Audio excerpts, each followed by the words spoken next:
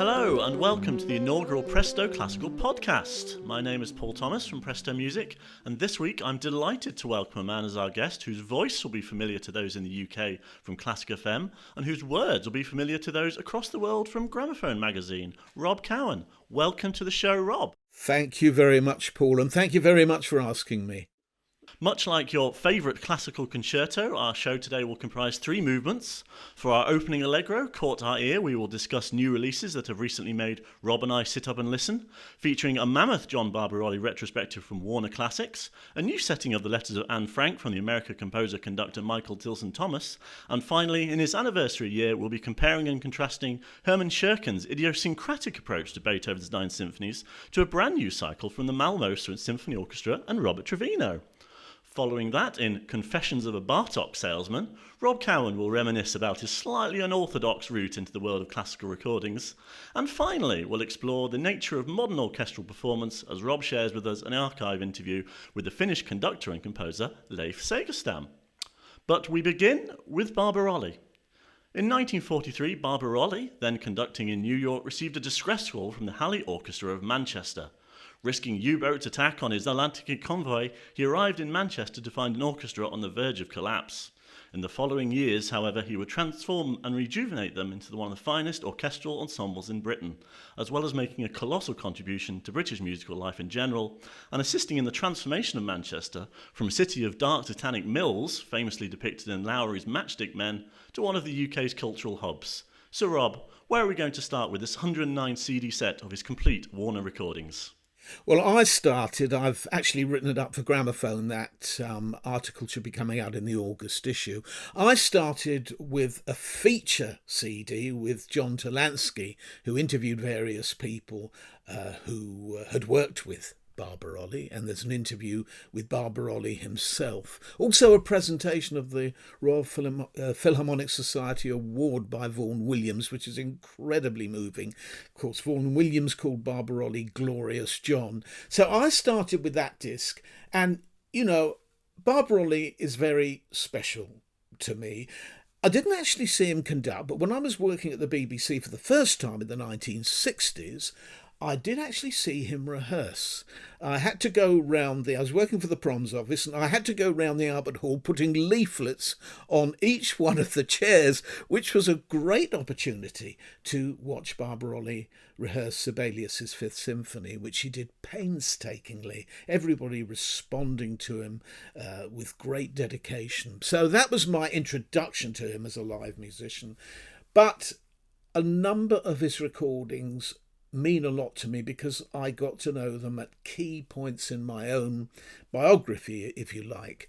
And the Elgar Second Symphony, the second stereo recording, which John Talansky plays as part of the interview, as soon as I heard this, I thought, this is unbelievable. This is so beautiful. It's broad, it's introspective, it's sensitive, it's got plenty of gusto where needed as well. And I then played there's a mono version of the Second Symphony as well, which is more bracing, faster, quite different in a way, certainly in the third and fourth movements. And I thought, hold on, wait a minute. I was playing other things in the set. There's so much to talk about with the set, but there's not one Barbaroli. There are lots of Barbarolis, and they're all very different. You know, he recorded pre-war with the London Philharmonic in the 1930s and 1920s, and there are plenty of those recordings, well, all of them actually, for the Warner stable included in the set, including Misha Elman and Jascha Heifetz doing the Tchaikovsky violin concerto. That's particularly fascinating. Elman in 1929, Heifetz in 1937. And the interesting thing is Elman rhapsodizes. It's such a free performance. The tone is absolutely glorious. And the Bach E Major concerto, they do that as well. Heifetz, on the other hand, disciplined, virtuoso, bright, intense sound. And Barbaroli followed both of these artists absolutely perfectly, as he did various pianists and Mozart and Chopin and singers. Loads of great singers are involved in this set, not just Dame Janet Baker and the people who were singing in the Verdi and Puccini operas, but just wonderful. So I think the place to start is Elgar, obviously. Now, there are two recordings of Elgar's first symphony, one with the Philharmonia from 1962 and one from the 1950s. The Philharmonia version is rightly praised in numerous quarters as being a glorious performance, and the sound is wonderful as well, as all these late Barbarolli recordings are for Warner's. But the earlier one from the 1950s with the Halle Orchestra, which of course was Barbarolli's own orchestra, has a sort of singing quality to it, a deeply emotional quality, especially the finale where the music slows down and you get those up arpeggios and the strings sing over them, and you get a touch of portamento, which is something that Barbarolli always encouraged. He didn't mind portamento, the slides on the strings, and I think that particular recording of that particular passage, I don't think it's ever been matched.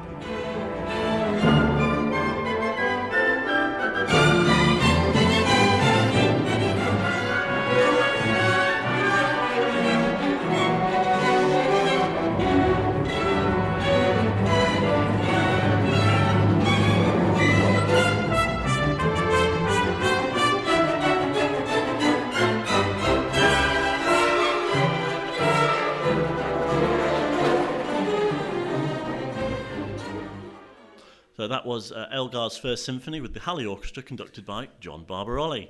For my selection from this set, I've picked an excerpt from his Sibelius. And I often find there's a tendency for conductors to add a glossy coat of paint to this music. But what so impressed me about Barbarolli's Sibelius is the craggy, natural approach to these symphonies. Many of the original LP covers are recreated here in this set. And for the Sibelius ones, they often feature stark pictures of finished landscapes. And I feel that's exactly what you get here, with a particular highlight being the beautiful desolation of the Fourth Symphony.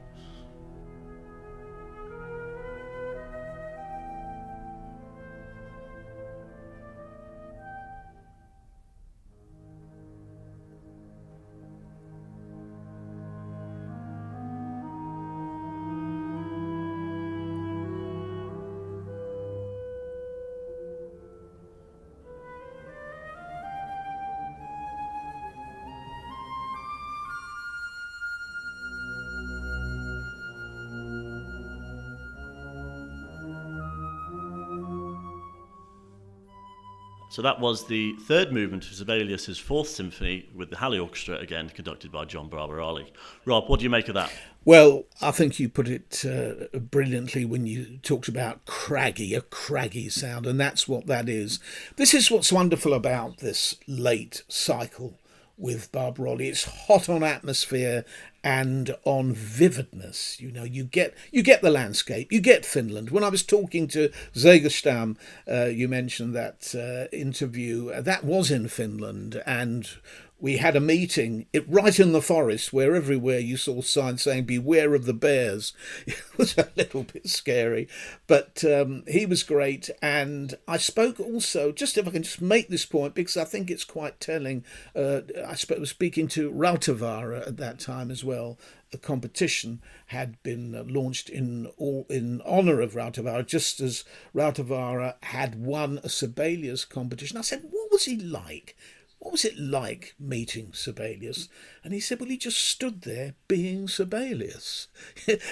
Very statuesque. And you can well imagine it. He was really playing on his image. But I love these symphonies, especially number 4. You've chosen one of my absolute favourites, and number 7. In fact, and I'm going to stick my neck out here, I know people are going to disagree with me, I think the 7th of Sibelius is the greatest symphony written in the 20th century. How much did the popularity of Sibelius in the UK do you put down to Barbarolli's advocacy of his music?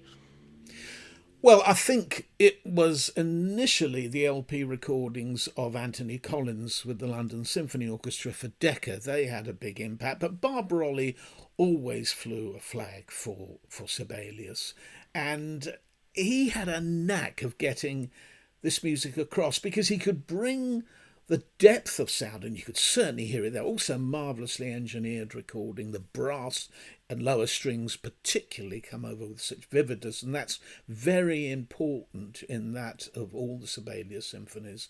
But yes, he was so compelling. He recorded number 5 and number 1 previously, and number 7. And this cycle, I think, made a very, very big impression when it came out in the 1960s. And we'll be returning to Sibelius later in the show as part of Rob Cowan's interview with one of today's leading Sibelius interpreters, Leif Segerstam. Although primarily associated post-war with the Halley, Barbarolli recorded a large output of pre-war 78s. Rob, what have you picked as the highlight of this era? It was so difficult to choose anything because there are all the concertos, there are plenty of vocal items, and the one I've chosen is one that made an enormous impression on me, must have been about 40 years ago, when an LP came out of Walter Widdop, the Yorkshire tenor, and he made a recording of music from Judas Maccabeus by Handel, the aria Sound and Alarm. Well, as heroic singing goes, you won't get anything more stirring than this. It's stunning singing technically and as far as the spirit of the music is concerned. So I think this is a pretty good choice. And absolutely on the ball, Barbarolli, very incisive accompaniment, very exciting. Your silver trumpet sound, your trumpet sound, your trumpet sound, and call the brave and only brave, and call the brave and only brave, and only brave around. Call the brave, call the brave.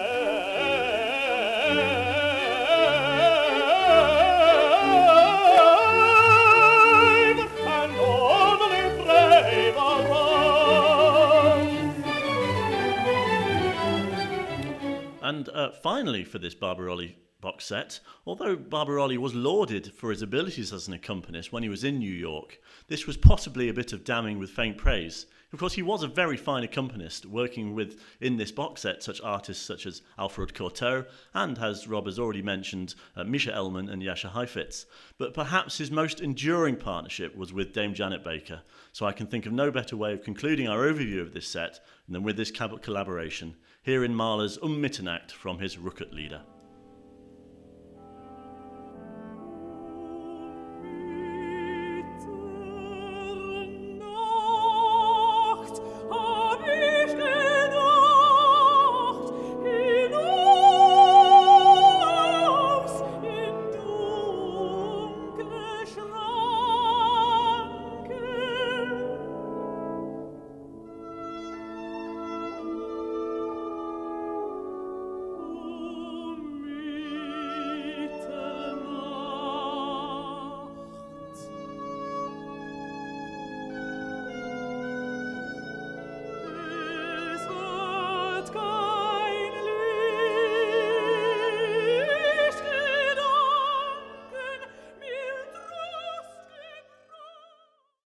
Well, the thing about that is that not only does Dame Janet have a unique way with that particular song, with the whole of the Rückert-Lieder, in fact, but the way Barbarolli follows her and paints the music and paints the words, they're both attending to the meaning of the text, which is wonderful. It's the sort of thing that you got with Flagstall and Furtwängler in Tristan und Isolde, the same sort of thing.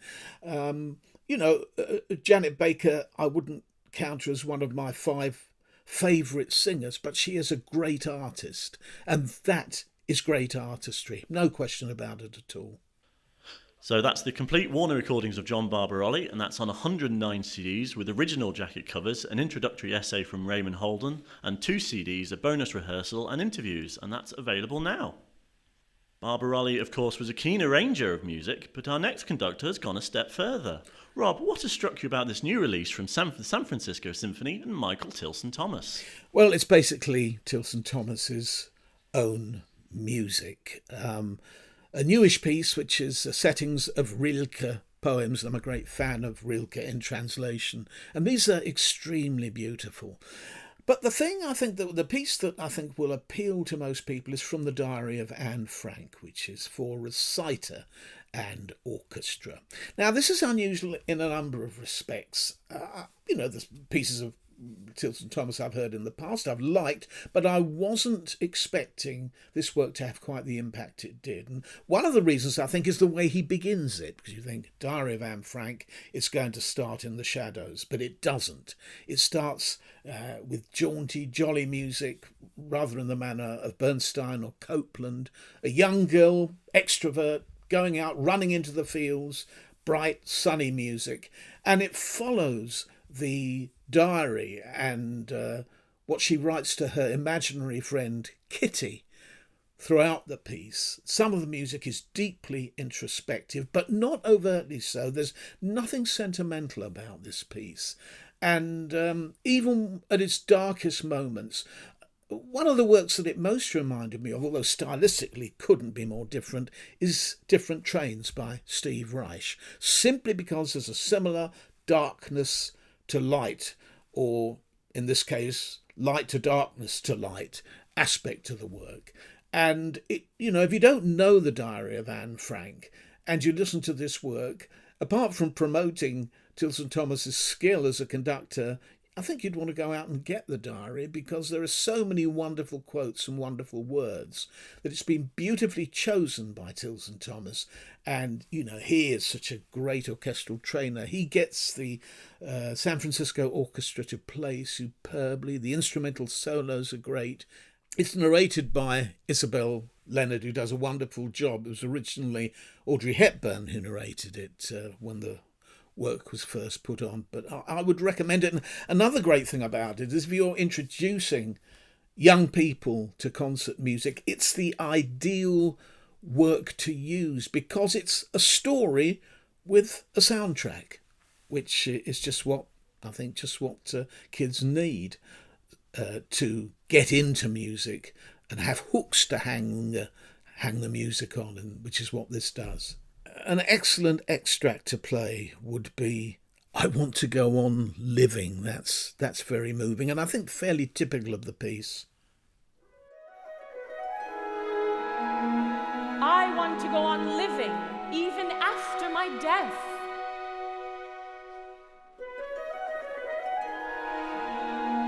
And I am grateful to God for giving me this gift of writing, of expressing all that is in me.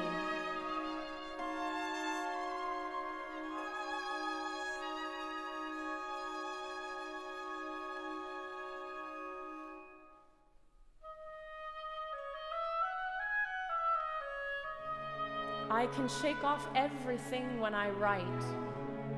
My sorrows disappear. I can recapture. So that was The Diary of Anne Frank from Michael Tilson Thomas, performed by the San Francisco Symphony and conducted by Michael Tilson Thomas. Yeah, I totally agree with you, Rob. I was very impressed with this. It reminded me of a couple of pieces. Firstly, Aaron Copland's Lincoln Portrait, and Schoenberg's, obviously thematically is possibly similar to Schoenberg's Survivor in Warsaw as well. I was very impressed by the fact that he resisted the urge to actually set the text of the Diary of Anne Frank to music itself and have the narration instead. I think often composers fall into a trap of feeling they have to set these really great texts to music, and often you lead to the situation where you sort of diminuate both of them at the same time. And also, I was incredibly impressed by how this piece is not maudlin in any way. It's just full of hope all the way through, and fundamentally a triumph of the human spirit. I completely agree with you. Theodor Adorno once said there can be no poetry after Auschwitz, and you can understand why he said it. But in a way, Tilson Thomas had sidestepped that issue by, as you quite rightly point out, not making songs out of the diary, but making words, taking the words from the diary and putting music underneath it, so you have a soundtrack to it. Very, very ingenious. And I was reminded of Dover Beach by Samuel Barber, and what was Barber's other work? Knoxville by Samuel Barber as well. This, again, wonderful use of poetry with music. And Tilson Thomas is very much in that tradition. Talk of the triumph of the human spirit leads us inexorably, of course, to Beethoven in his anniversary year, and in particular two sets of symphonies that have appeared recently. Firstly, a reissue of a set from the esoteric Hermann Scherchen, a man who conducted everything from William Byrd to Luigi Nono, and secondly, a new cycle from Sweden, the Malmö Symphony Orchestra and Robert Trevino. Rob, what's so remarkable about this Scherchen cycle? Well, first of all, it treads both sides of the interpretative divide as far as modern listeners are concerned. Very unexpectedly, the stereo recordings of the Eroica and the Pastoral Symphony and the mono recordings of them, both sets of recordings are with the Vienna State Opera Orchestra. And just to explain, what is the Vienna State Opera Orchestra? Well, they're supposed to be taken from the Vienna Philharmonic. I'm not sure that all of them in this particular case came from the Philharmonic, because when you hear them on Karajan recordings or the Great Opera recordings, they sound like the Vienna Philharmonic. Under Hermann Scherchen, they don't really sound like the Vienna Philharmonic. Sometimes they do. The early recordings do. But particularly interesting, if I tell you that in the case of the Eroica Symphony, the timings for the first movement between the old version and the new version are virtually identical, but there's one big difference, and this will give you an idea of the difference in tempo. The older version doesn't include the exposition repeat. The newer version does. So you have all that extra music in the newer version, which adds up to no extra timing at all. That's how much faster the later performance is, which is virtually up to the metronome marking of Beethoven, which of course is so popularly observed today. The other performances in the cycle, they're gruff, they're strong, they're weighty, they're Beethovenian in the old-fashioned sense of the term. And I don't mean that as a derogatory comment, because I love old-fashioned Beethoven, or certainly some of the performances. And it's got Wellington's Victory in the set as well, and a most original reading of the Grosse Fuge recorded over here in England. So it's an interesting, everything Scherchen did was interesting, and comparing these two versions of those two symphonies is especially interesting because he obviously had a profound change of heart between making those two recordings. Yes, I think if I was to characterise Scherchen's approach, you might say it's sometimes right, it's sometimes wrong, but it's never dull. That's right. That's absolutely the case with him. He challenges your preconceptions. That's the important thing. And that's what all great musicians should do. You go in there thinking a piece should sound one way, and it actually turns out that another way is just as effective, if not more effective. And that's very much the art of Hermann Scherchen. And what particular example have you got to play? Well, I think the Eroica would be a great place. So play the exposition of the Eroica, first of all in the mono version, which is the traditional performance, and then in the stereo version, which throws us straight away into HIP and into the modern ways. And you're talking about, I think it's 1960 this was made, so it's really prophetic, very exciting. I'm not sure which one I prefer. I actually rather like the traditional one as well, but they show you that the man had the ability and the courage to change his mind. Okay, so to begin with, this is the first version.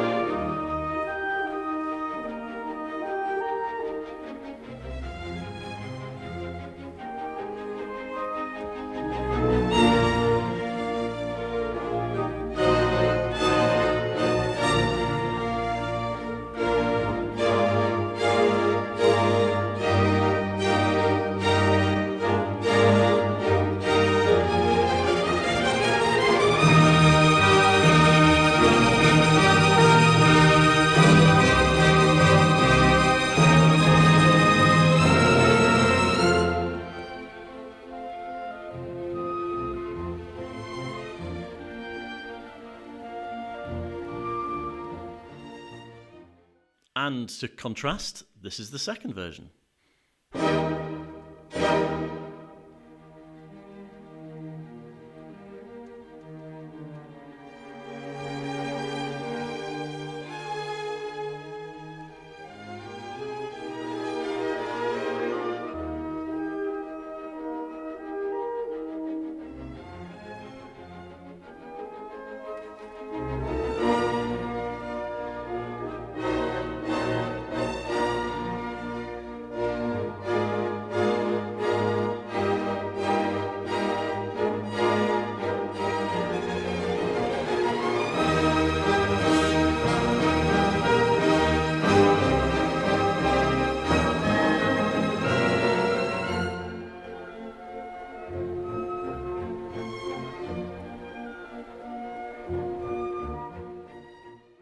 And just so that listeners know, Deutsche Grammophon have already reissued Scherchen's recordings of the complete Beethoven piano concertos with Paul Badura Skoda. That came out in a Badura Skoda box. So the whole run of his Beethoven performances, excluding various live recordings that have been released, is available now from Deutsche Grammophon. And as I said, if you want your ears rinsed out and you want your preconceptions banished, then he's your man. Okay, great. Well, of course, new recordings of Beethoven are continuing apace in his anniversary year. Perhaps most notably, recently, a new cycle of the symphonies from Robert Trevino and the Malmo Symphony Orchestra. Rob, what's impressed you about this set?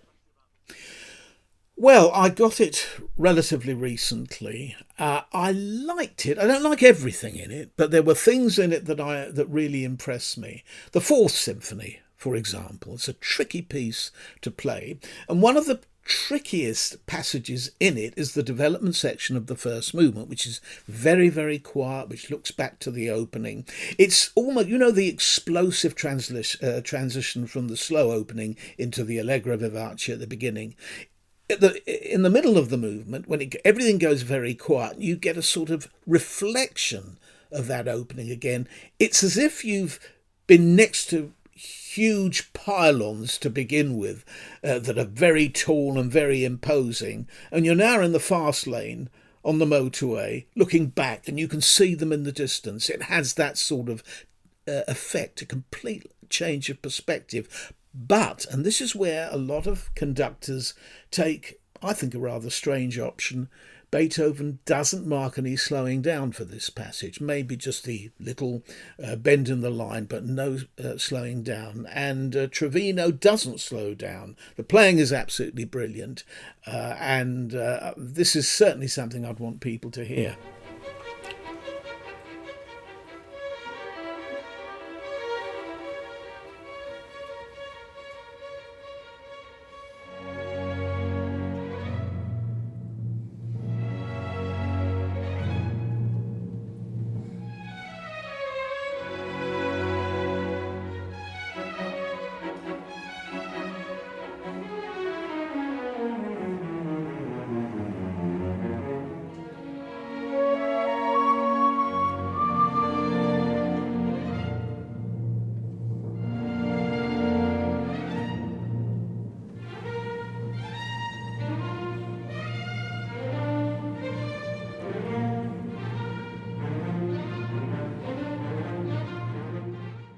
So that was Beethoven's Fourth Symphony, performed by the Malmo Symphony Orchestra, conducted by Robert Trevino. Listening to an interview with Robert Trevino about this cycle, and it's very clear to me he's conceived of this set as a whole. It's less so much Beethoven Symphony 1, 2, 3, 4, etc., but it's Beethoven's Ninth Symphony, but presented as a sort of complete work in itself. And this was probably evidenced by the fact that they were recorded over a very short period of time. I think last year in about 2 or 3 weeks. And you do get a sense of this cycle that it's meant to be seen as the evolution of the symphonies, to be understood as that process rather than sort of each symphony as an individual symphony. So it's very much rewarding to listen to these as a set, I think. Yeah, I think you're right. Nicholas Arnoncourt had a similar view of the last 3 symphonies of Mozart. He thought they added up to a single work in many respects. The ninth, of course, the crowning glory of the cycle, is particularly interesting.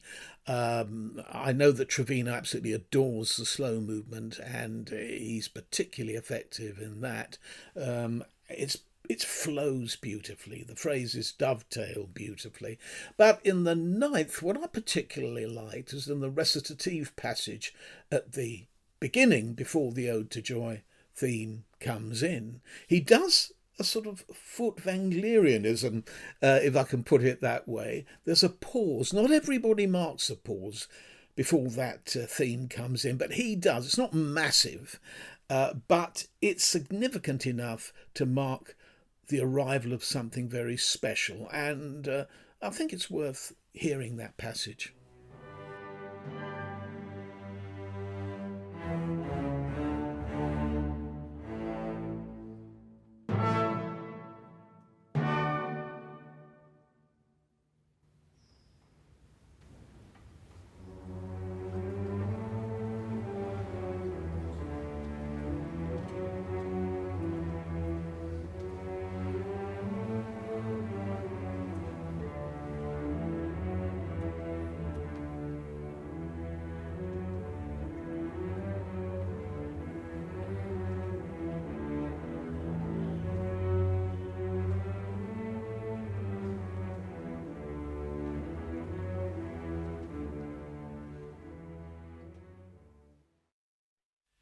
So that is, of course, Beethoven's Ninth Symphony, again performed by the Malmö Symphony Orchestra, the MSO Chorus, and conducted by Robert Trevino. What impressed me particularly about the Ninth here is the fact that it resists the urge to turn the Ninth into the screechathon, which it often can do. The choral singing, I think, is very smaller choral forces used, and there's a real emphasis on the enunciation of the text, which so often is completely lost in performances, especially in large halls. But here you do get a sense of the message that Beethoven is trying to convey by setting this text, which is a welcome change. And of the singers, the soprano and the tenor are particularly good. I thought the tenor in the march passage before the fugal passage was marvellous. A lovely sort of bright voice. I don't know if you remember the Irish-American tenor Robert White, but he's a bit like him, you know. But it's a pleasure to listen to. No, I enjoyed it. I've been listening to loads of cycles of Beethoven symphonies, William Steinberg, Michael Gielan, Eugen Joachim, loads of others. And among modern versions, I would rate this one pretty highly. Trevino is somebody with a slightly unorthodox route into classical music and conducting, and you can find out more about him and these recordings in particular with an upcoming interview with my colleague Catherine Cooper. Now, someone who also had a slightly unorthodox route into classical music is Rob Cowan. So with no further ado, here are his Confessions of a Bartók Salesman, introduced by the Hungarian's Miraculous Mandarin, conducted by Antal Durati.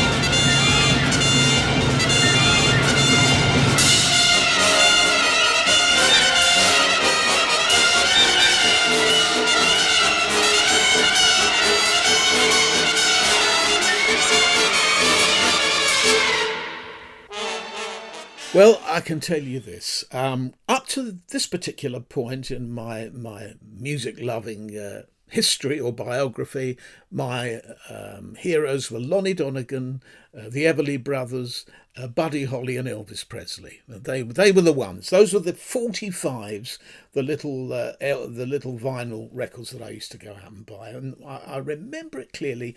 We were going on a family holiday to Bournemouth, and just before we left, I was twiddling on the dial of the radio, and I came across the music you've just heard, the Chase from the Miraculous Mandarin, and it knocked me sideways. We were going away for 2 weeks. I had £2 pocket money for the holiday, and I immediately went and spent those £2 on the LP, which was the Miraculous Mandarin Suite and the second suite of Bartók, another orchestral work. And that was the beginning of my love of Bartók. Well, I wanted to do something to promote his music. I needed a new job. I was very young, and I saw in the newspapers that Pergamon Press, owned by Robert Maxwell, were advertising for a directories clerk. So I picked up the phone and they said, OK, come in for an interview. And I went in.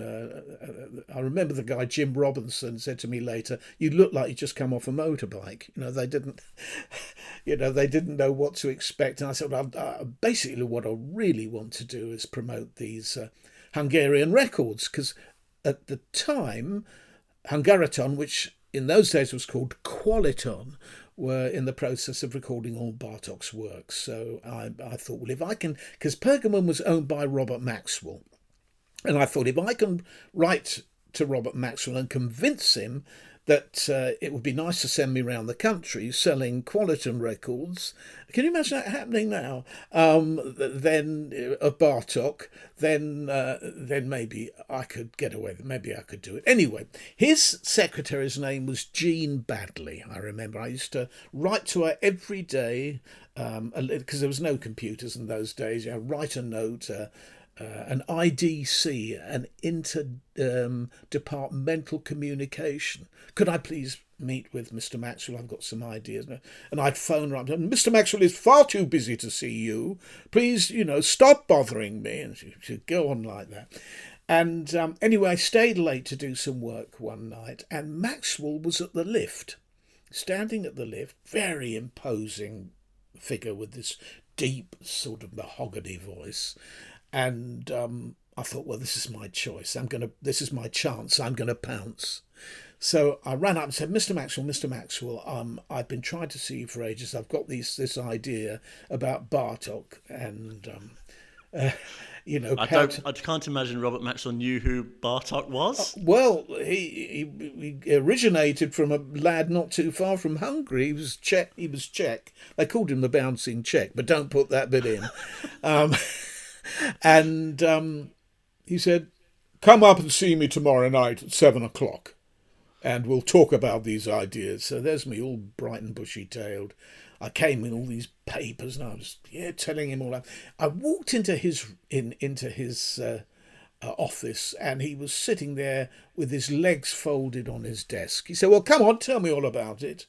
And I told him all about it, and he obviously was a bit charmed by this cheeky young chappie who dared to suggest to him. He said, all right, he said, I'm going to give you a chance with this.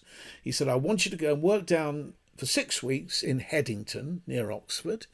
You can run the shop, and then you can go on your travels. I didn't have a driving licence at that time, and didn't have the driving licence for many, many years. I only took 11 tests, and so that's what I did. I ran the shop for a while, and eventually I was allowed to go out. I went up north, went to Leeds, Huddersfield, Halifax, Sheffield, Manchester, Liverpool, all over the place with these records. And, I sold a few, I suppose, mostly to libraries. And I suppose I did it for about a year before I jacked it in and went to the next stage of my career, which was Boozy and Hawkes Music Publishers. And so it was an exciting. They were a lovely bunch at Pergamon, and Maxwell. I know had a very checkered history, but he was always one to give a young person with a bit of initiative a chance, and I will always be grateful to him for that. My first job, though, before that, was for a public relations company, which was local to where I lived. And one of their clients was the Society of Snuff Grinders, Blenders and Purveyors. Now, this was very, very interesting because I actually organised the first Norwich Snuff Month, which is quite interesting. Which was basically posters all over the place advertising snuff. And my boss went away, and I got a phone call from the newspaper, The Scotsman. And he said, I understand that you do the Society of Snuff Grinders, Blenders and Purveyors.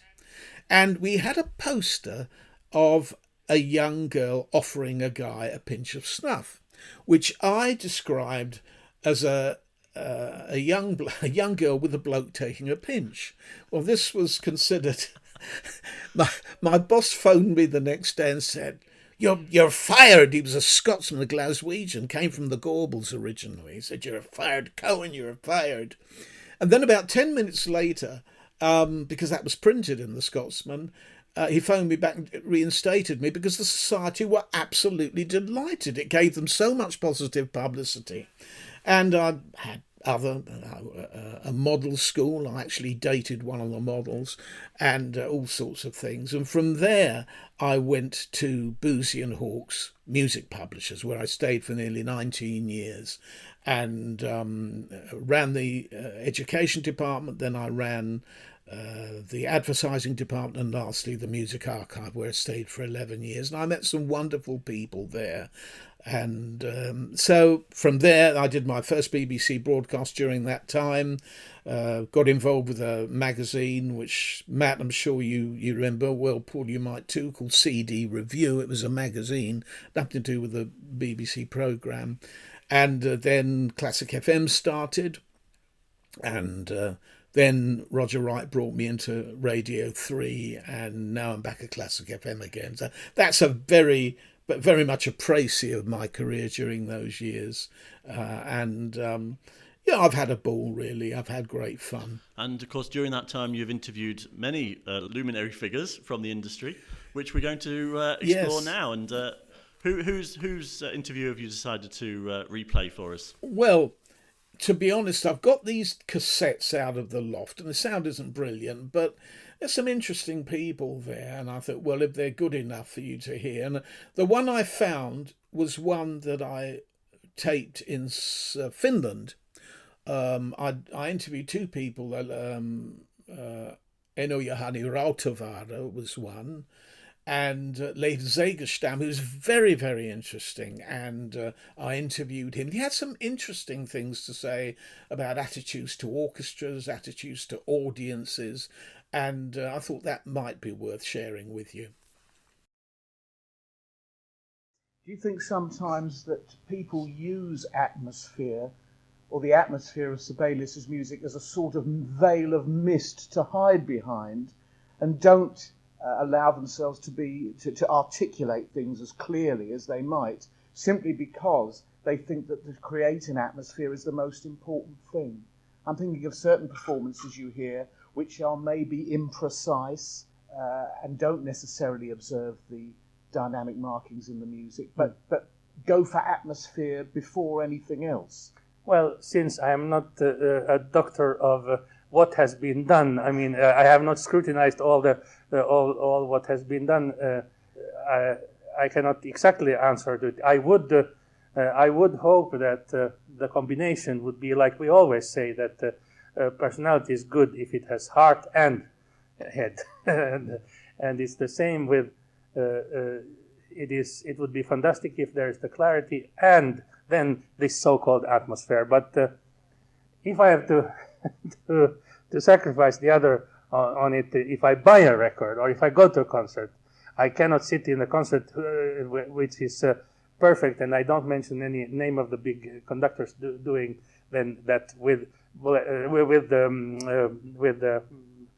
very clear, and I don't feel a thing about it because I think the consumption of music is somehow to enrich the daily routine, or it is like going to any kind of estradic auditoric performance in any field. If I go to a theater, I want to have an experience. When I go out, I want to feel that when I was satelliting with what happened there, with those personalities at the utmost and with my openness as much as possible, then I feel a resonance with that happening, and that can lift me to get visions or experiences that I couldn't have dreamt of before I went into that happening. And the same is with music. The music should have that quality,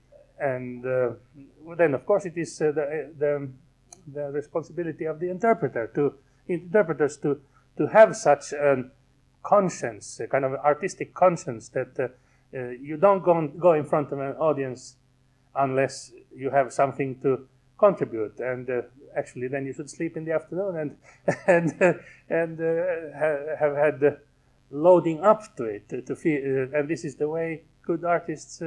It is easier with the ears. When you get older, you have done it so many times, so you know not how to do it, but how to let the possibilities of such moments to come affront.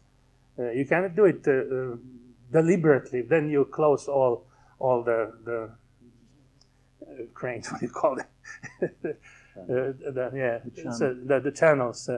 But if you have succeeded many more times than just one lucky time, if you have done it many times and people have had the feedback coming to say that, well, what you did was just something, and then they have some word for it, but then you don't even need the superlative word. You just feel that something where you were present and had essence to steer things, and if it was rewarding to somebody, it was then that's why actually it is so fantastic to be in this field.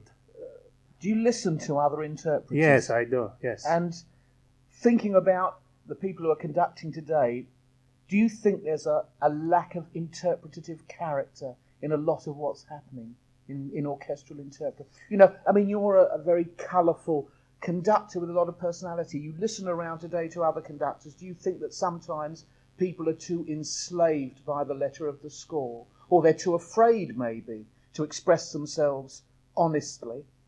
Well, I think that if we try to find the reason why those that I don't not have heard so many, so I don't want to. I think the reason is how they live their own life score. If they haven't had great losses, if we think of the aspect of how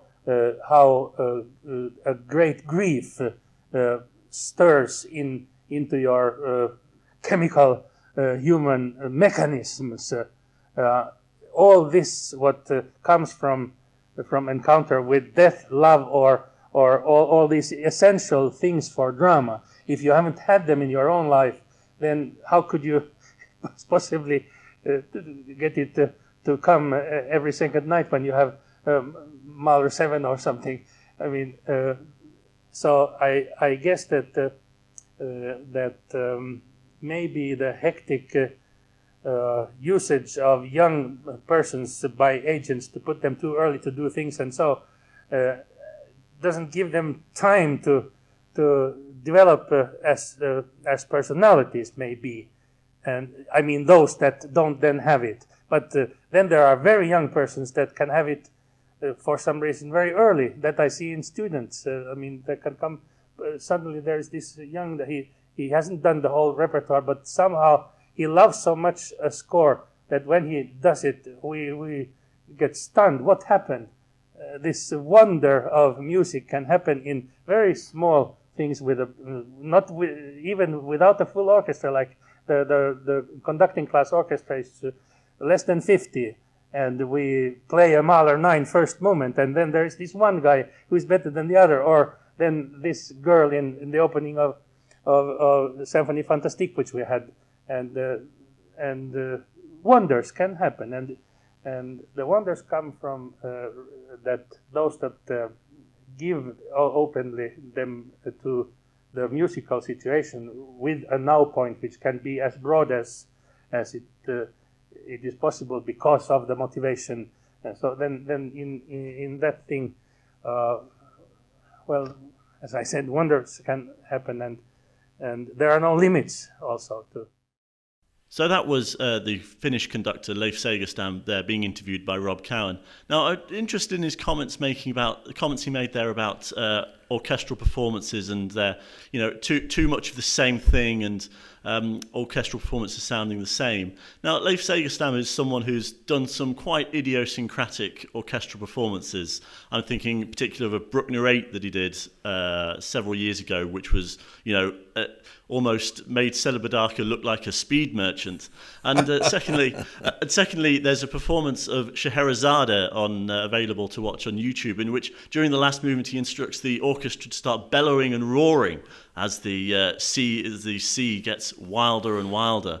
To what extent is this a gimmick, and to what extent is this a valid approach of making orchestra performances unique? Well, that's a very interesting question. I think getting the orchestra to bellow and roar during the last movement of Scheherazade is just a little bit of a gimmick. There's nothing to suggest that that's what should happen. I mean, Rimsky's orchestration is so vivid, and so is the music itself, that it doesn't really need anything more than the odd Stokowskian tinkering, and I've certainly got no problems with that. As to very, very slow Bruckner 8s, There was a standing joke years ago of Chilibadaki conducting the sabre dance on a 4 LP set, and the thing about his slow tempi, there was always a reason behind it, behind them, I should say. And I can't remember, there was a Hungarian conductor who brought out some records of whole load of works of these incredibly slow tempi. I mean, it was unbelievable. So, okay, it's a free world.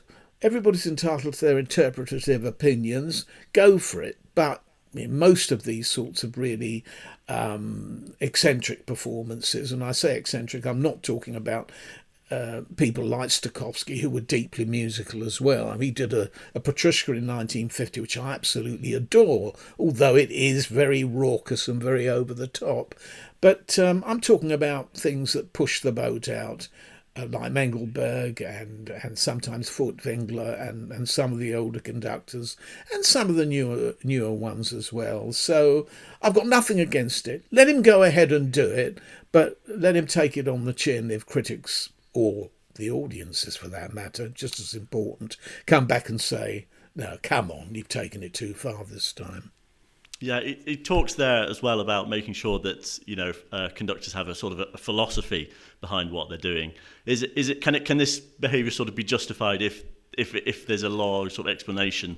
Thinking again with Selbadaka with his Buddhist ideas about music. I think that's a very, very good point. And he also makes the point, Zegerstam, about people who have real life experiences, tragedy, maybe losing people they love, or being in love themselves, or having illnesses or accidents or whatever.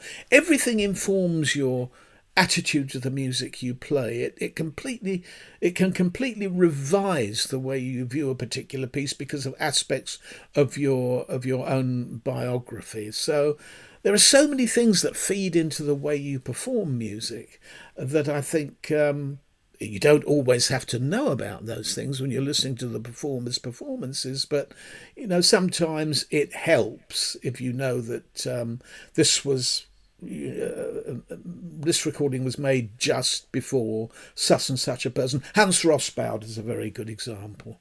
There's a marvellous Brahms second that SWR have brought out in their Brahms box with Rossbaud, and it was made, I think, just a week before he died. But what it tells you is this tremendous feeling of rejuvenation. And not that he was fading away, quite the opposite. And yet, there are other interpreters where you feel there is a sense of loss, there is a sense of declining, of dying away, if you like, a morendo in musical terms, and you sense it, you feel it in the way they perform the music. Is it possible to tell when a performer's doing something because of a natural feeling, and whether they're doing it for a gimmick? Is it too difficult to discern what a performance might exist because of a genuinely felt emotion, and what might be happening because of a feeling that they have to do something different based on just a desire to be different? That depends on your own instincts. When I interview people, one of the questions I most frequently ask them was, if you open a page of music and you're studying it and you're looking at it and you're looking at the markings, dynamic markings, tempo markings, and phrase markings and all that sort of thing, and you're looking at it, you think, no, I don't think that should go quite like that. There should be more rubato there. It should be much slower than the metronome mark suggests. So there should be a crescendo there. What would you follow? Would you follow the score? Or would you follow your musical instincts? And quite a few people will think, oh, no, I've got to play what's on the page. You know that they don't, very often. Look at Bartók. Now, Bartók was an absolute stickler for writing onto his page metronome markings for individual phrases, tempo markings and dynamics. And yet you hear him play Mikrokosmos, and there's an incredible incomplete recording of the second piano concerto with I think it's Ernest Ansermet conducting in terrible sound. He was as improvisatory as a jazz pianist. It's like he was making it all up as he went along. And, he put those markings on hold. I think what a lot of composers do is that they want to guide you but not dictate. I remember a story about Brahms. A young group came along and played one of his string quartets to him, and they went to him at the end and they said, "What did you think, Maestro?" And he said, "I thought that was an absolutely beautiful performance." He said, "Mind you, last week another group came and played that same work to me in completely different interpretation, and that was also extremely beautiful." So I think it's worth bearing in mind that if you're, as you suggest, if you're performing a work from your heart and in a way where you really mean what you do, then it can't be wrong. It can only be divide opinion. I don't think you can ever be wrong if you're being sincere, and I think that applies to virtually everything in life when it comes to creative work. But if you're insincere, everything is wrong. Well, thank you very much. And I think that's a suitable life lesson to finish on, shall we say? So I have nothing left to do but thank Rob Cowan for being my guest on this first show, and to thank Matt Groom for producing. We hope you've enjoyed this first Presto podcast, and we hope that there'll be more to come. So thank you very much for listening. And thank you very much, Paul. It's been an absolute delight talking to you.